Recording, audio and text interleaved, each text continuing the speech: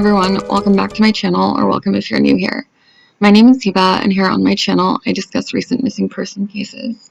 If you're into that type of content, go ahead and subscribe. I would really appreciate it. Today's video is a deeper look into the case of Kaylee Jones, which is a case I covered just a few days ago. This case really needs more attention. Kaylee is only 16 years old and is autistic. And the information I'm sharing with you today makes it even more pressing. I want to emphasize that everything in this video is alleged and based on information that I've received or observed. Kaylee Jones is a 16-year-old autistic girl missing from Georgia. She was last seen on June 14, 2022 at around bedtime by her adoptive parents. Since the very beginning, her parents have insisted that they believe that Kaylee may have potentially been lured away by somebody that she met online. In the days leading up to her disappearance, Kaylee's phone was confiscated by her parents because they say that she was doing things on her phone that she shouldn't be, such as talking to strangers on apps like Snapchat.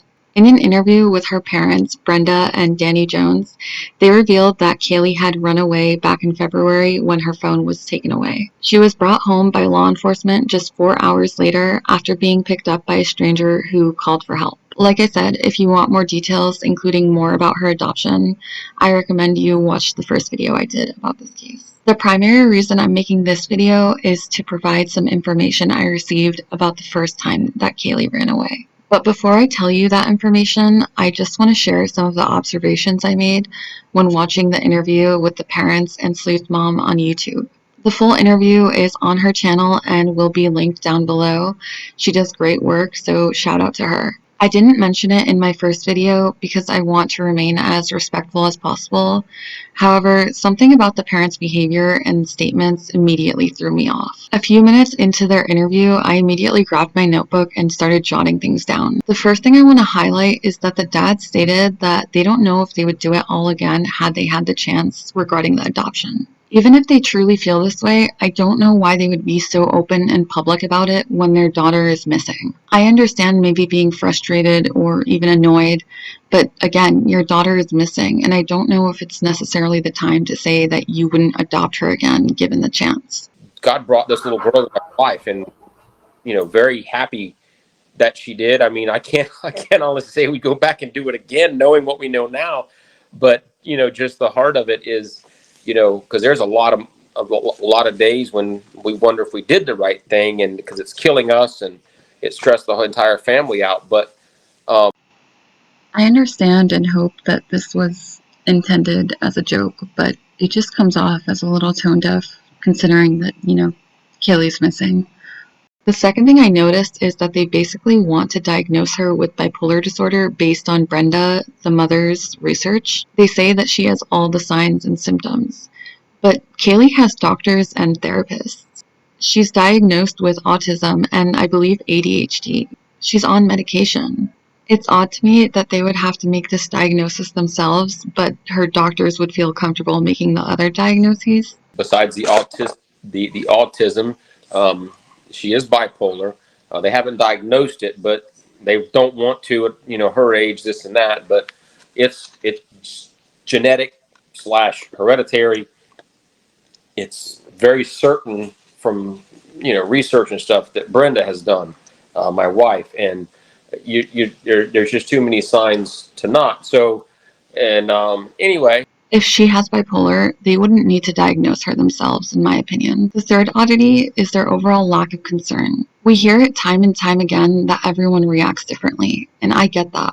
However, I'm not even pointing to their laughing or joking or anything like that. I mean that there doesn't appear to be any urgency to look for her. Sometimes authorities caution against this, but I don't believe that's the case here. There also isn't any urgency to put flyers up. They haven't made any public requests for CCTV or ring cameras or anything like that as far as I know. It just doesn't seem like there's any urgency to find her. The last thing I'll mention is that they seem to focus on the negative aspects of Kaylee and their relationship with her. In many missing person cases, people tend to highlight the good in the missing person, sometimes to a fault. That isn't happening here. I also think it's odd that they immediately started insisting that she was lured away by someone she met online and that they seem convinced that this is the case. It's almost like they're trying to convince others that this is what happened. Like I said, I didn't want to mention anything in my first video because I don't want to disrespect the family. I didn't see anyone mention or talk about any of these things. However, some of you shared your same observations here and on Reddit. And boy, was I glad to see that I wasn't the only one who felt this way. At that point, though, my suspicion was based solely on their behavior and statements.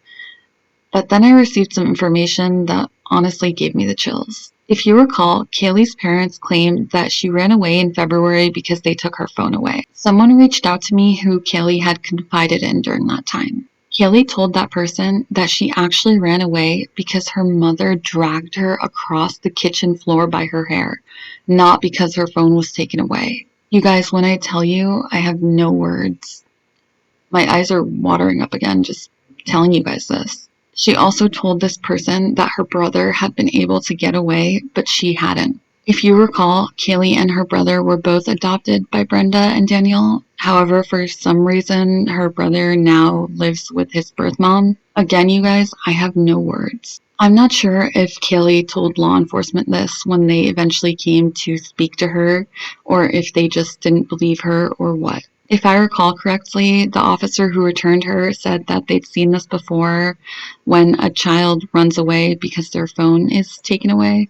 Unfortunately, Kaylee isn't here right now to tell us her side of what happened, but I needed to make this video to tell you what she said did. She might have shared more with her friends, however, they're young, so I don't necessarily expect them to come forward. However, some public comments are starting to be made, including this one that says that her parents aren't great and that she was upset leading up to her going missing. To conclude this video, I just want to say that I want to be clear that I'm not making any accusations. I just want the truth and Kaylee's side out there. If she wasn't being treated well at home, whether it was her perceived notion of not being treated well or truly not being treated well, she very well could have ran off and is deciding not to seek help because she knows from last time that if she does, she will be returned.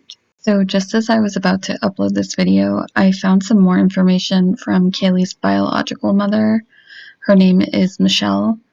In this comment, she clarifies that her kids were taken by CPS because of her boyfriend at the time. She also says that Brenda, Kaylee's adoptive mother, refused to let Kaylee visit her brother, and that she didn't even call to make sure that Kaylee arrived safely in Chicago. I'm assuming this is in regards to the time that Kaylee was sent there when she tried to run away the first time. Like I said, guys, I don't sense the panic now, so it doesn't really surprise me that they wouldn't call to see if she arrived safely. The more we're learning, the more suspicious I am of what Kaylee dealt with, though. Again, I'm not accusing anyone of anything, but maybe Kaylee really didn't like her life at home. If you're in the area, please be on the lookout and share her information. Many people have said that they didn't even know that she was missing. Also, keep in mind that she could be hours away by now trying to get to Florida or to Illinois. Kaylee is 5'8" and weighs 135 pounds. She has brown hair and brown eyes. She might be carrying a dark blue backpack with a horse on it. It's possible that she's going by her birth name, Jillian Page Temple. If you have any information, please contact the number in the description below. If you need to contact me, my email will be on the screen and is also down below. Thank you guys so much for watching this video and for listening to Kaylee's story. Let me know what you think in the comments, and I hope to see you in my next one.